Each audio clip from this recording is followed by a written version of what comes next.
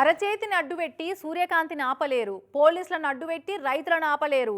గణపతి పప్ప మోర్యా, కావాలయ్యా యూరియా. ఏంది ఈ స్లోగన్ లేంది, నీ లొల్లేంది అని పరిశాన్ అవుతున్నారులే. రైతుల యూరియా కష్టాలు ఉద్యమాల లెవెల్కు చేరుకుంటున్నాయి అని చెప్పేదందుకే ఇట్లా నినాదాలు ఇస్తున్నా. మొన్నటిదాకా పొద్దు మాపని తేడా లేకుండా లైన్లు కట్టిండ్రు, లైన్లలో చెప్పులు పెట్టిర్రు, ఆధార్ కార్డులు పెట్టిర్రు, పాస్బుక్లు పెట్టిర్రు. ఎదురు చూసుడే అయింది ఇంత. ఇప్పుడు ఆ ఓపికలు నశించి కోపాలు కట్టలు తెంచుకుంటున్నాయి గిట్లా.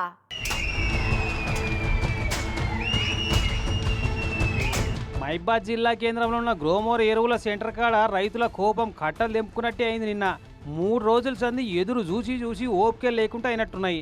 అందుకే ఇట్లా గ్రోమోర్ బోర్డును జింపేసి రాళ్లతోటి షట్టర్ మీద పట్ట కొట్టుకుంటా ముంగట మంటలు పెట్టిర్రు.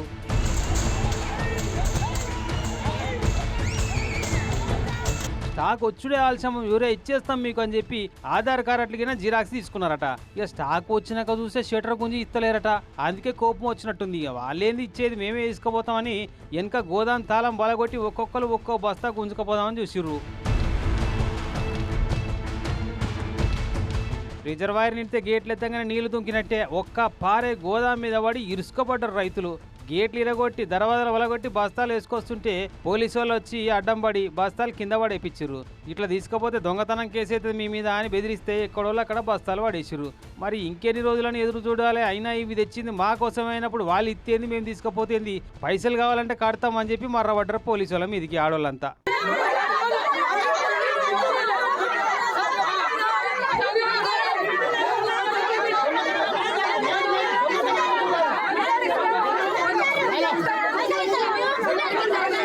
ఇక మహిబాద్ కథ అట్లుందా? ఇటు వరంగల్ చిన్నరావుపేట మండలం పాపాయపేటల, నర్సంపేట నియోజకవర్గం ఖానాపూర్ మండలం బుధరావుపేట కాడ రైతుల యూరియా కష్టాలు ఎట్లున్నాయో చూడిగా.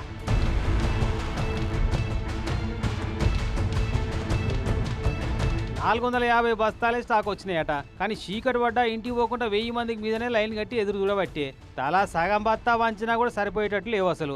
మళ్ళీ ఇంటికి పోయి వద్దామంటేనేమో తెల్లారేటాళ్ళకు ఉండయో ఇక రేపటికి దొరుకుతాయో లేవో అని గోదాము గట్టినే వండుకుందామని చెద్దర్లు బొంతలు తెచ్చుకున్నారట రైతులు. బత్తాల కోసం నైటు మేము ఇబ్బంది పడి మేము చెద్దర్లు తెచ్చుకొని మేము కడిపాపుల కాసుడుతో పాపం కంటి చూపు సరిగా లేని ఈ రైతును చూస్తే గోస అనిపించబట్టే.